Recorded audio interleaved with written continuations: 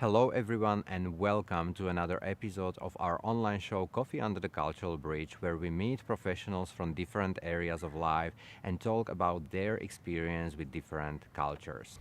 Before I introduce our next guest, I wanted to thank you all for all the great response on our previous episode. We received all your comments and feedback from Singapore, Japan, Malaysia, United States, Canada, and many other countries. And many of you appreciated mainly the part where our guest, Panos Exindaris, talked about raising kids in multicultural environment. And I do promise you that we will bring this very interesting topic in one of the next episodes again. In case you missed that episode, you can still find it on our YouTube channel, or if you watch this video till the end, you will find the link to the previous episodes there. Last time we promised you a surprise, and we have two. As you might have noticed, we are not sitting in our usual place in Bratislava. We are in Portland, Oregon, on the west coast of the United States. Portland, also known as the City of Roses, is a very liberal and inclusive city and is frequently recognized as one of the world's most environmentally conscious cities. And it is also famous for its farm-to-table dining, street food, and independent microbreweries. And we are very honored to be in this beautiful campus of Reed College, surrounded by a peaceful natural area. Reed College is well known for its teaching of social justice, and one of the most prominent students was Steve Jobs, who attended but not graduated from Reed. The second surprise is our next guest, and I feel very humbled that she accepted our invitation to share with her experience with us. She's one of the leading scholars in the field of intercultural competence. She has designed many interdisciplinary programs for adult learners, and very often she teaches across many cultures, many countries, including Japan, China, Qatar, many European countries, and United States. She is the executive director of Intercultural Communication Institute, and she is the author of the Sage Encyclopedia of Intercultural Competence, which is the book every interculturalist wants to have. Please welcome our guest, our very special guest, the legendary Janet Bennett. Thank you so much. It's a pleasure to have an opportunity to be here with you and to talk a little bit about what it is that we do in this field. Thank you for being here with us, Janet. Janet, you have been working in the field of intercultural competence for a very long time, and I can imagine that in the early days, some of the people around you might have been wondering, what are you doing? What is this intercultural work about? And I believe that someone who dedicates her whole career to such an undiscovered field must be a true visionary. What was the vision you had when you decided to become an interculturalist? Either a visionary or someone who wants to see things work a little better. I think my first vision wasn't a vision at all, but it was a practical application. I was in the U.S. Peace Corps, and I realized that the very, very gracious people on the island where I was based very patiently tolerated all of the mistakes we made, all of the offenses we undoubtedly committed, and some of which we probably do not know till this day. And I realized how much more effective we could have been, how much more useful we could have been, how much less offensive we might have been had we had some training. And so my sense was there is a way to begin to prepare people for these kinds of experiences, to teach them while they're in these experiences. And basically, that sense has grown into a mission that deals with making people more curious about others that they don't understand, more patient with differences that they don't yet grasp, a capacity to think with a great deal of cognitive flexibility rather than jumping to conclusions, and a non-judgmental perspective that they bring to all of that. If we could do one of those, we could make our learners in our classes, our participants in our organizations, all have a better experience and perhaps avoid some of the things that are going on in terms of prejudice, bias, and hatred in the world. When it comes to work of an interculturalist, have you observed any shift in their role over time? Yes, I think that the earlier roles in intercultural were very, very specifically to prepare people to go overseas and live. And usually those people were American people. They were going over to live in a variety of different places. And that has really changed. Now we have requirements to various licenses to be a doctor, to be a social worker, to be a counselor, to be a teacher, that you understand across cultures. Now we have people who are prepared to be trainers and teachers to do this work. We have a sense in our degree programs across the country that people have to become multiculturally sensitive, global minded, engage in, quote, global leadership, unquote. There's much more of a sense that we're part of a globe, that we're also part of a community of social justice than there ever was in the early days. So this is a new, much more universal push, and it's all over. It's not just in the United States or Japan or some of the countries that first started this work, but it's everywhere now, and it's great. When we select our interns for our summer institute, we find that the careers that they're in are mediating between tribes in Central America and other groups of the community, so that something that's an environmental disaster for the local people is not put in place. They're teaching conflict resolution in New Guinea. They're doing things that we never dreamed 25 or 30 years ago that people would be doing. It's tremendously exciting to see this happening, and long overdue, by the way. Long overdue. Yeah, we have been talking about interculturalists, intercultural communication, intercultural competence, but all these terms, they might be totally unknown or completely new to many people across many countries. Why should professionals or people, ordinary people and organizations pay attention to intercultural competence? Well, if you're asking me my opinion is because it would probably make the world a better place. I think when we try to let people know why they should do that, they don't care what my opinion is. They need a real reason in their business or their education system to do that. So there are many, many pieces of research and articles that you can read about why it is that it's relevant to your corporate organization to do this, whether you're negotiating deals, to use a currently popular term, or whether you're trying to help students understand something in a classroom and they come from a different cultural group, whether you're trying to not impose a Western frame of reference on a group that you're visiting in another society.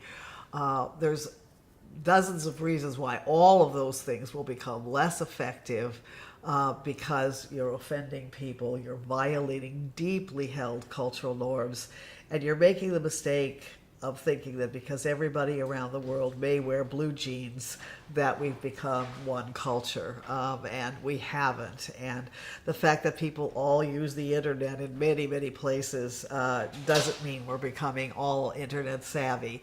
There are lots of places without electricity in the world, like 1/3 of the world doesn't have electricity.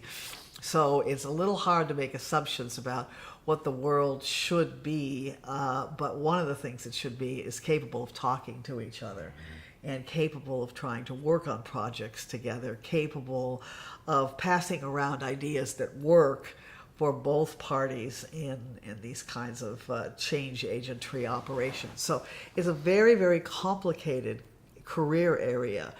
Many, many things that we all learn every day, and we expect to learn them every day, because cultural humility is absolutely paramount in doing this work.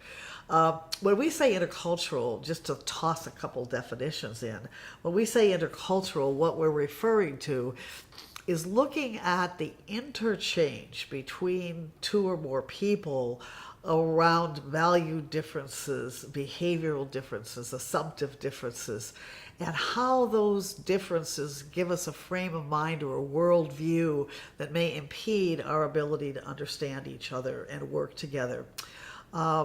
Those differences are deeply held. They have nothing to do with blue jeans, and they have very little to do with a variety of other things that we think mean the world is converging into a single value system.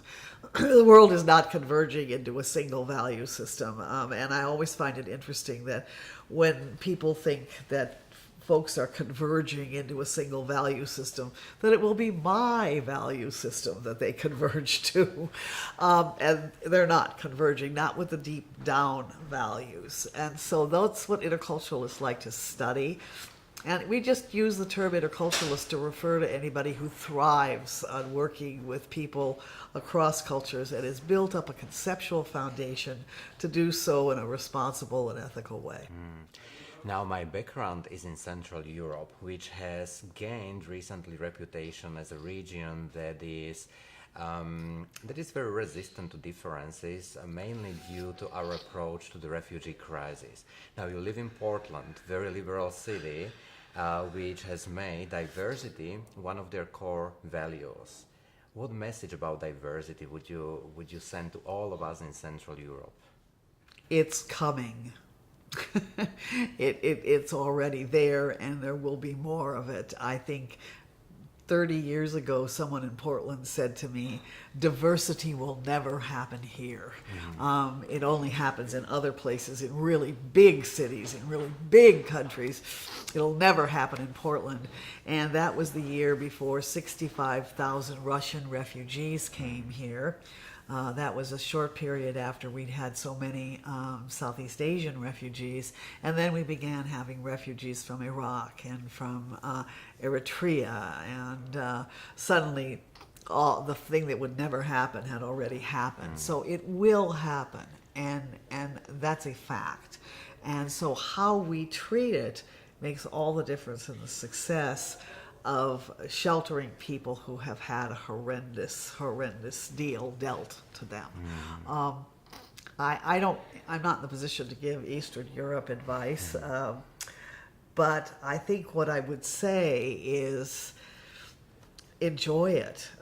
Try to not be judgmental. I mean, it's the judgmentalness that interferes with our ability to welcome strangers. And we know we were all welcomed by somebody, and especially in our country here in the United States, we were all immigrants, and we can't neglect the fact that other immigrants have something to offer this society. We know that a diverse workforce is more productive than a workforce that is not diverse. It has more complex ideas are shared from different perspectives, more complex judgments are made as a result of having different points of view. It's a tremendous asset to an organization. It always challenges our school system because our teachers here are always overworked and end up with multiple languages in classes. One teacher told me there were 70 languages at her school, but the richness that brings is profound. And it's not just an idealistic, let's have richness of interchange, let's play nice with each other in the playground, but it's also constructive to a society to function in a more reasonable fashion. And so that particular contribution to the world is one that the Europeans will eventually come along, I think, as they wish to. I always hesitate to give anybody advice. Our own country has so many things we need to be working on that it doesn't seem that we should necessarily be sharing with others our great successes. But I think all of us need to be sharing our great successes because we could learn something from every country that's out there. And indeed, it would be wonderful if we did. At the beginning of this episode, I have mentioned that we are in Portland in this beautiful campus of Reed College. But actually, I haven't explained why. Could you tell us what we are doing here? We have just finished the first 3 days of our Summer Institute, and our Summer Institute for Intercultural Communication is held every July here at Reed campus. We come over to this space. We invite people from all over the world, and indeed we have people from more than 40 countries here, all of whom have divided up into over 40 workshops over 3 weeks, staying for a short time or a longer time, depending upon their needs, and studying in a playful way in the middle of the summer ways to do their work with more cultural sensitivity. All of us need to learn that. Even those of us who write about it and spend our lives on it make mistakes all the time. It's a great community of people that come together, share ideas, share perspectives, and grow immensely over the summer. We have had such a successful first week, and we're looking forward to our second. It's been so enjoyable having the Summer Institute that we now do an institute in the winter at the University of Massachusetts Amherst in whatever level of snow they have during the winter, and have a smaller institute there. And we've also had the honor of being invited by Qatar. Our friends in Doha and Education City have invited us to do one in the Middle East. And let me tell you, the feeling it gives you to be in a classroom in the Middle East with men and women together studying from, again, dozens and dozens of different countries. We've doubled our enrollment every year there, and the greater curiosity about this subject and what we can do to be more peaceful with each other is part of our topic during that whole period of time. So we all of us who come and teach here love this work, and we're all in seventh heaven this week because it's such a joy to be working with this community. Great. I remember during the opening ceremony of the Summer Institute of Intercultural Communication here in Portland, you shared with us a story that really broke my heart, and it was very difficult for me to hold back my emotions. But I feel that this heroic attempt could be an inspiration for people around the world. So Janet, please, would you join me in keeping the message of Taliesin alive? Okay. Even though Portland is dedicated to diversity, Portland has some folks who aren't doing too well in the world, like any other large city. And one day on our train last month, our downtown train that travels throughout the city, a man accosted two young women who were sitting there. One was wearing a headscarf, person of color, as we say in the United States, and he accosted them and started harassing them. And two gentlemen, soon joined by a third, came over to protect the young women. And as they did so, the gentleman, I won't say gentleman, I guess, the person who was attacking them verbally suddenly attacked the three men with a knife and slashed them in a very sophisticated way, such that one of them died on the spot, a 54-year-old man with 4 children. And the second man was a recent graduate of this college that we're at right now, Reed College, had graduated a year ago from Reed.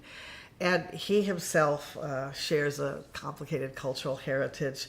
His name was Taliesin Morden Menche, and he, as he was slashed and bleeding, trying to protect these young girls, his last words were, "Please tell the people on the train that I love them."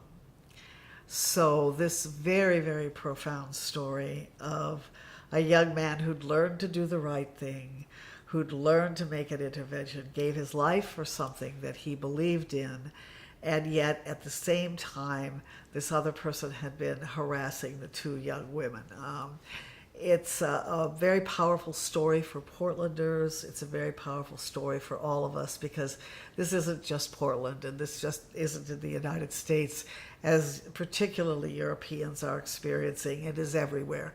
And the excuse of using color, headscarves, gender, age for reasons of hatred, of sexual identity, for exerting violence, has to stop. I mean, we can't live in a civilized world with these things going on.